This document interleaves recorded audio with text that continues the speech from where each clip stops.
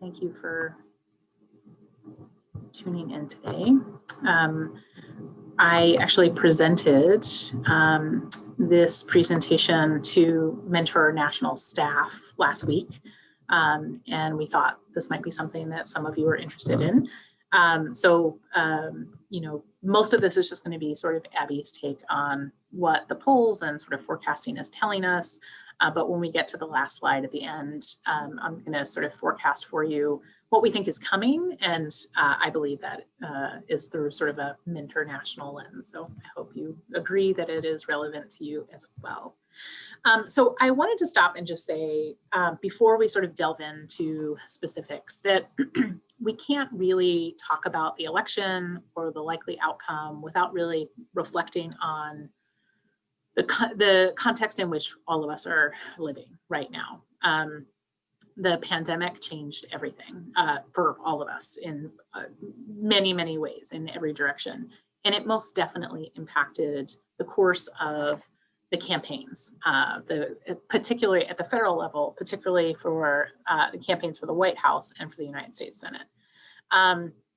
This map that you're looking at on your screen is an image I clipped from a Politico article late last week, where they were talking about almost every state is seeing an uptick in COVID cases, and very few are stable or decreasing. And this isn't a surprise, right? Dr. Fauci and all the other experts have been telling us basically since this started that they believed, regardless of what happened over the summer, and we know that what happened over the summer was pretty inconsistent at best, regardless of what happened over the summer, that during the fall, they expected to see an uptick in increases. The confluence of flu and the pandemic, that kids would be going back to school. We know that not all kids are back in school, but many kids are back in school. Some folks are still at work or starting to return to work. The weather is dropping, the temperature is dropping, so more people are spending time inside. We can't ignore the fact that some people are stubbornly refusing to wear masks or social distance. So all of this is resulting in a completely foreseeable uptick in cases. Now, if we were sitting in a circumstance where our country was prepared to respond to that consistently, efficiently, effectively, we would be in a different situation, but we're not. And quite frankly, that is at the heart of every vote that's going to be cast, that either has been cast or will be cast in the next 2 weeks. And I think related to that, this is all because of the pandemic. This line I pulled out from a Washington Post article last week really stuck out to me. It's not surprising to see that more votes will be cast prior to November 11th than on Election Day. But at the same time, it is. And this is just one other example of the sort of unprecedented nature that this pandemic has us sitting in.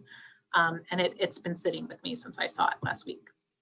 So before we start talking specifically about polls, I just want to pause and give you the lecture that my colleagues hear often. Stop paying attention to polls, or stop obsessing about polls. That's what I should say. I read polls. I'm not going to pretend otherwise.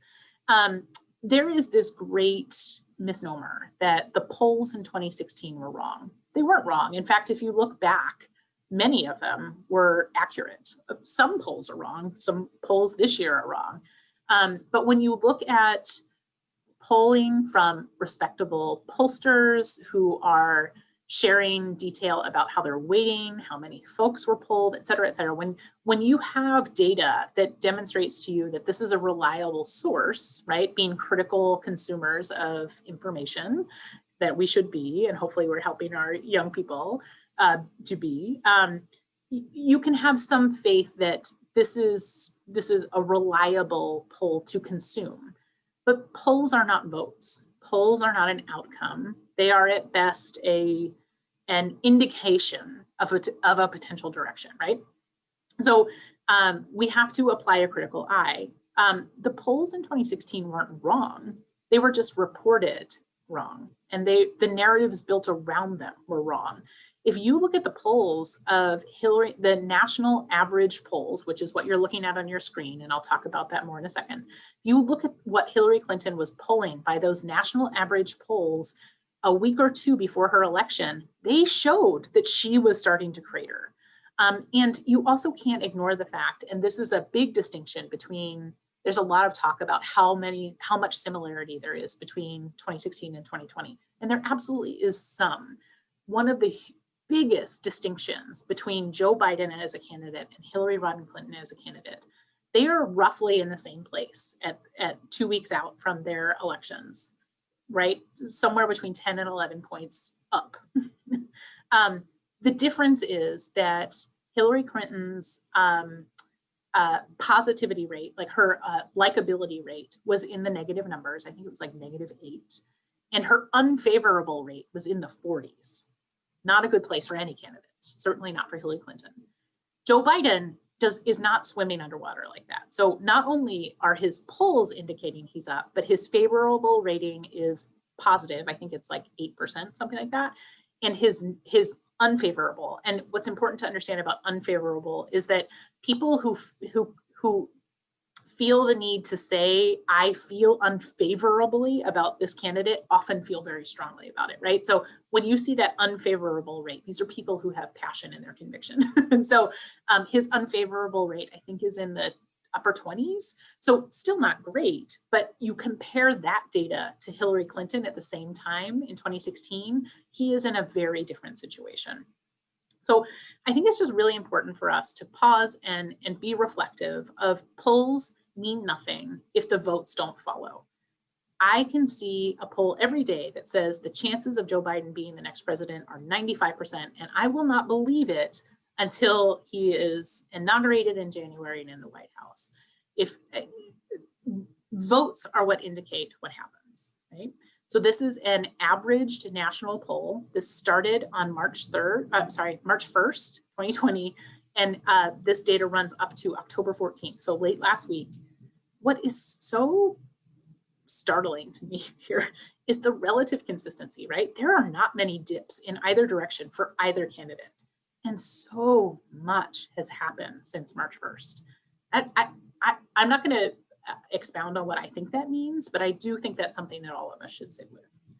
So I said we need to be really critical of polls and modeling and analysis of polling, and that's true. We should be critical of any news source that's coming at us, no matter where you get it from. And I typically don't like to read slides in presentations, but I'm going to do that this time because I want you to listen to the qualifiers that are using that 538 is using here. And I think that is the best lesson learned from 2016. Not that the polling was wrong, but how it was communicated and consumed. So they say Biden is favored to win the election. We simulate the election 40,000 times to see who wins most often. The sample of 100 outcomes below gives you a good idea of the range of scenarios our model thinks is possible. There is a lot of intentional use of words there, a lot of qualifiers for the good, and we should listen to those and consume those appropriately. So 538, I'll just say, has lots of fun like widgets and models you can go in and play with if you're a crazy wonk like I am. But for the purposes of this slide, they're modeling it 40,000 times. 13 in 100, Donald Trump won. 87 in 100, Joe Biden won. Now, for those of you who struggled in statistics in high school and college like I did, that does not mean 87% chances of Biden winning the White House. It means in their modeling, which indicates a lot of different things, 87 out of 100 times he did win. So he's in a better position as a candidate than Donald Trump, but that does not mean Joe Biden has it locked in. And we know that because we all saw what happened in 2016. Votes alone do not appoint presidents, right? The Electoral College decides who will win the presidency. And the best indication of that is 2016. In 2016, Hillary Rodham Clinton had 2.8 million more votes than Donald Trump, but she lost because she did not win the Electoral College. She won, I believe, 20 states in the District of Columbia. Donald Trump won 30 states in a single congressional district in the state of Maine. He walked away with over 300 Electoral College votes. You only need 270 to win. That is why Donald Trump is president and not Hillary Rodham Clinton. She won the popular vote. I know that's a sort of a talking point you hear, but this is what this is referring to. The Electoral College, for better or worse, is built into our Constitution.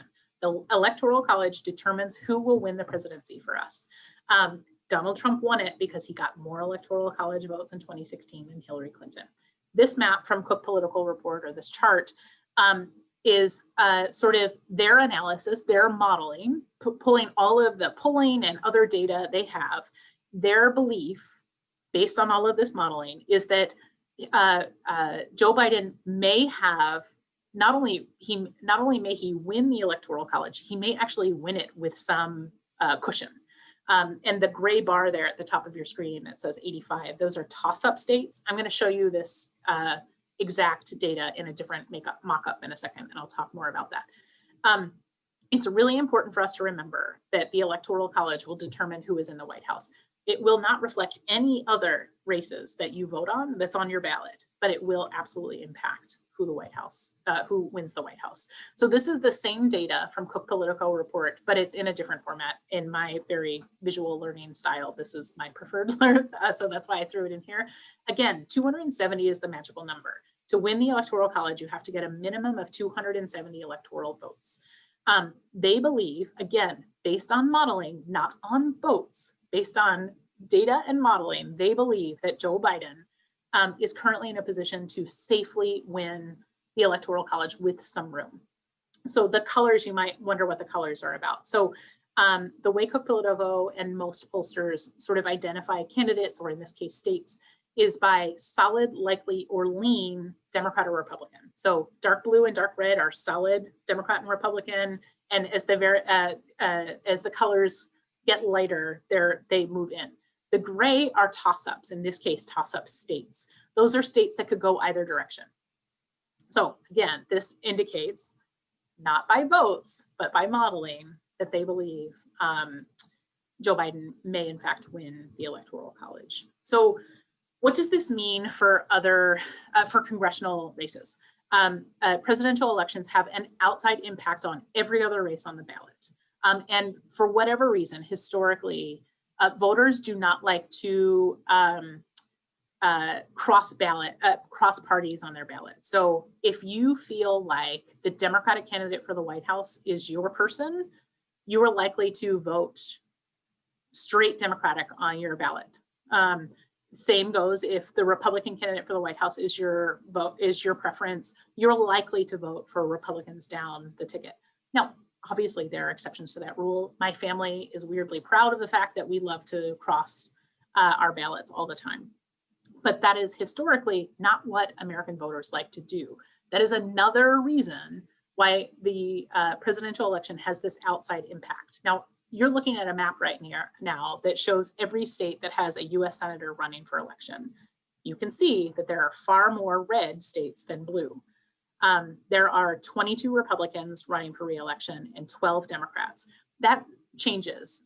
So in 2018, there were more Democrats running than Republicans. Some years it's more of a balance. This year, it just happens that more Republicans are running than not. That is an indication only of past elections. No one ever wants to be the party who is defending more states because it's very expensive. But it's just the roll of the dice. That's how it worked out this time. And in an election, presidential election year, when the Republican at the top of the party ticket is in the White House and is struggling to maintain his seat, that has an impact on you. So Republicans already are defending more seats, and this weird election year. You have COVID, you have a weak incumbent in the White House. Whether or not he wins or not, we don't know, but we definitely know he is a weak candidate. You have racial injustice and all of these other issues that we've been living through for the last 8 months and the last 4 years are sort of weighing real heavy on Republicans in the Senate right now. Not only are there more Republicans running, there are fewer Democrats who are likely to lose their seat. In fact, there's really only one that everyone expects to lose their seat, and that's Doug Jones in Alabama. It's an uphill race for him. There's another Democrat who is in a risky spot, but seems to have leveled out, so he may end up being okay, and that's Senator Peters in Michigan. So let's look at this chart. I'm going to walk you through it really carefully. We're going to pay attention to the bar at the top of the screen first. These are the Republican senators running for re-election. If you look on the far left of your screen, it says The current makeup of the Senate is 53 Republicans, 45 Democrats, 2 independents. Because the independents align themselves with Democrats for purposes of committee assignments and often for voting, I'm just going to say 47 Democrats, 53 Republicans. That means that Democrats need 4. They need a net 4 gain to take control of the Senate. So let's start on the right-hand side of your screen, top bar, solid Republicans. There are a plurality of those. When you look across that entire bar, there are more names in the solid R column than any other column. That's a good thing for Republicans, right? Those Republicans are very likely going to win re-election, probably without too much effort on their part. You move into the next column, the likely Republican column. Mitch McConnell, for the first time, is not in the solid R column. Now, that's not because I think Mitch McConnell is going to lose his seat. I think it's a culmination of a couple of things, right? He has a really strong Democratic opponent for the first time in a long time. He's had to work hard against his opponent. There's a lot of outside money inside Kentucky and outside of Kentucky that is pouring into this race in favor of his opponent that he's fighting against. He is running against a weak presidential incumbent, right? There's a lot of things that are lining up against Mitch McConnell against his favor. I still believe there is a strong likelihood that Mitch McConnell is returning to the Senate, but this is the first time in a long time he's had to fight for it. You move into the lean Republican column. There's 3 seats there.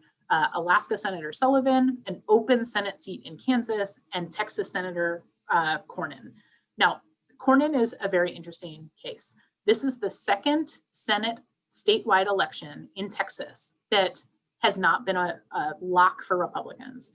And that has Republicans across the country really, really nervous. I think Texas is turning out to be sort of this bellwether, an indicator of not only political change, but state makeup, right?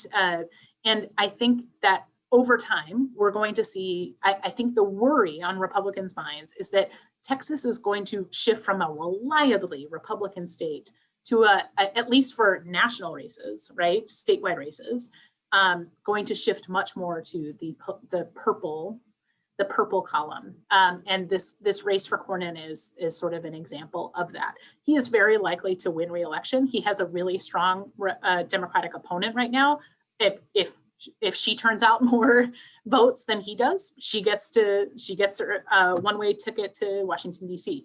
But regardless, odds are leaning in Cornyn's favor, but he's had to work really hard at that. And I think for anyone who's been paying attention, we've seen the stress of this race show on Cornyn almost more than any other Republican incumbent in the last few weeks. He's really shifted his tone. He hasn't been critical of the president, but he has definitely spoken out in ways that he never, ever has before, or not in my knowledge anyway. So it's just an indication. The Kansas open seat is in the lean R column, but I happened to listen to an off-the-record report from Cook Politico just yesterday. They made this great point that they only have the Kansas open seat category because historically in Kansas, statewide races just go to Republicans. That's just how Kansas votes. But there's a strong Democratic candidate there, and there's been a lot of shifts in politics and voting in Kansas in the recent past. They still have this seat in the lean R category, but they're no longer confident it's a true lean R. They think it's closer to a toss-up than a lean R. So it'll be interesting to see what happens on November 3rd. Moving, I'm going to skip the toss-up column for really quickly and move to the lean D. Arizona Senator McSally and Colorado Senator Gardner are both going to lose those seats. I will bet anyone on this call $1 that I'm right. McSally lost her run for the US Senate in 2016.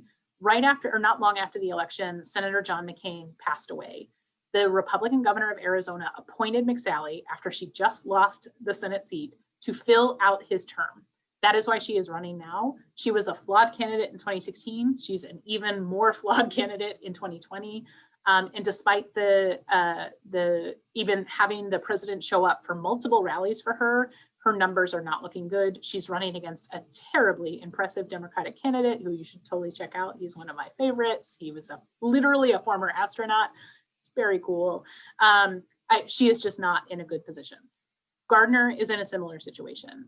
President Trump lost Colorado in 2016 by a pretty significant margin, I think somewhere between 8 and 10 points.